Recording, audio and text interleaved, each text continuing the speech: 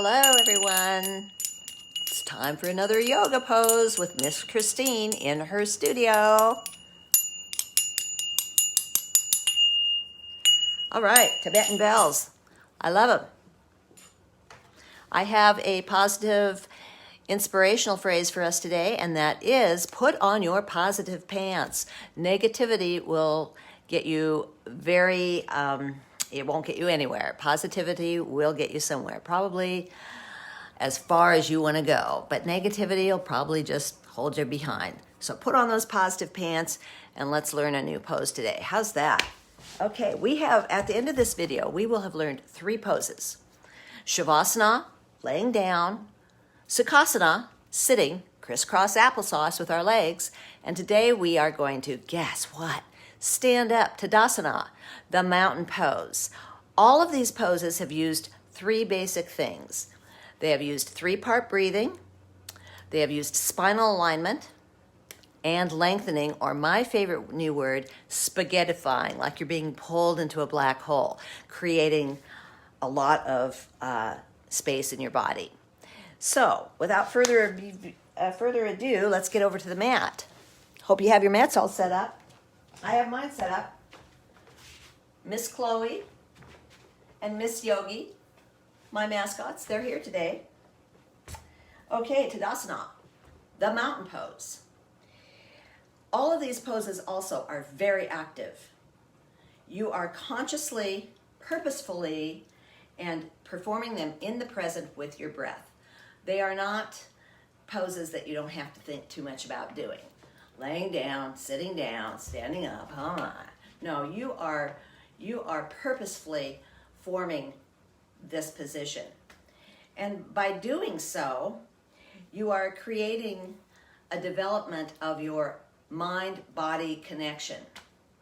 So that's very important. All 3 of them use the 3 elements, and they all will help you develop mind-body connection, which is really a great thing if you're going to follow a yoga practice. Now, Tadasana, which is very appropriate for today because it's the 40th anniversary of the eruption of Mount St. Helens, is standing up. The first thing we want to do is, we're going to build this from the ground up, so look down at my feet. We want to be hip width apart. If you feel like you need to be with your feet together, if that's more stable for you, that's fine. But I've always felt that hip width apart actually distributed my weight a little more equally, and I felt more stable like this. This is a no-no. No-no. That'll never work. Hip width apart or together.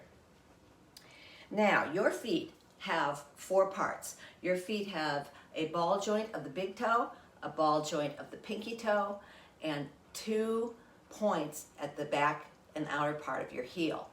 Those points are going to root down into the floor. So pick up your toes, lift your toes, and place your big toes down, your little toes down, and your heels down. You may have to be doing some visualization to really feel this, but the more you do it, the more you'll feel it. You are now rooted to the floor and the earth is rooted to you. Very important beginning. From the arches of your feet, you're going to start feeling energy coming up. And it's coming up through your knees. Do not lock your knees. Have it come up through your knees softened. Then, take a block. I hope you have your props with you.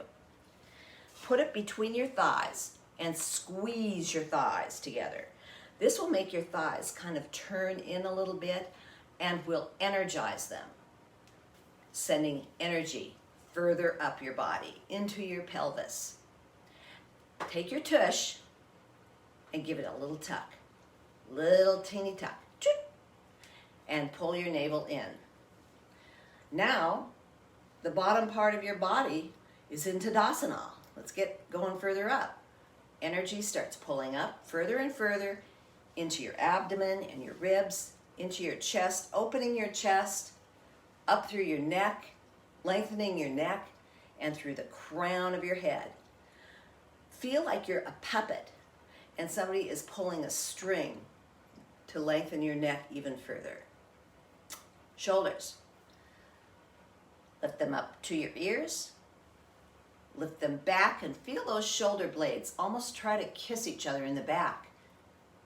And then relax everything down. Remember, your elbows are like little weights pulling your shoulders down even further. The palms of your hands can either be open or facing your legs. There. Really feel that lengthening. Tadasana. Yes, sir. That is it.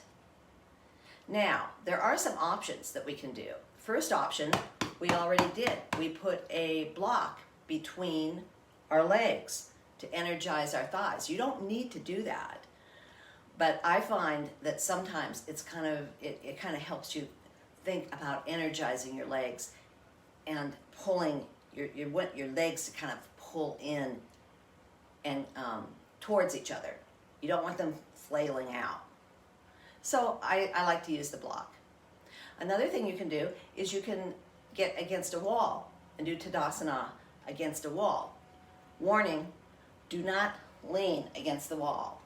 Have the wall feel like a hand coming up to your back and just kind of holding it gently there. Maybe your shoulders and maybe your butt cheeks will touch the wall. But it's just, it's not a crutch. It's a prop. You can also close your eyes and feel yourself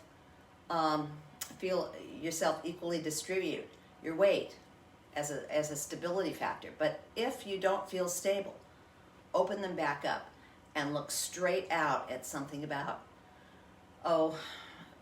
3 to 6 feet out straight in front of you, so you gain your stability back. We don't want to feel you wobbling. But it is good practice, because as we get into doing balancing poses, we will be doing that. So it's kind of a good exercise. There, we got it. I'm going to take my block out now.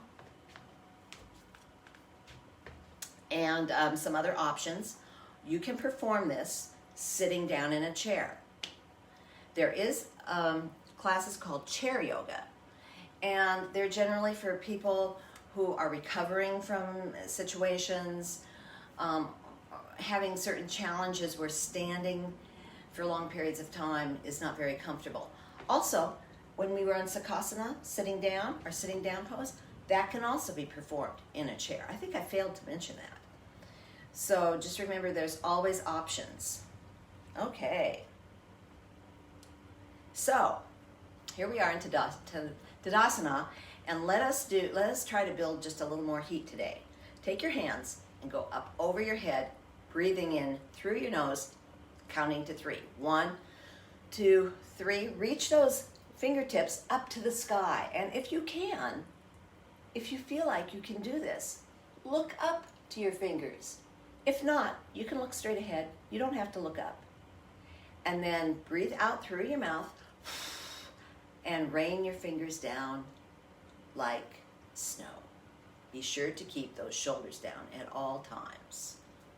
Okay, another thing you can do is you can take your hands, interlace your fingers behind your back, and push your hands down. This will open up your chest better. See, it'll open up your chest even nicer. Another good practice. Excellent.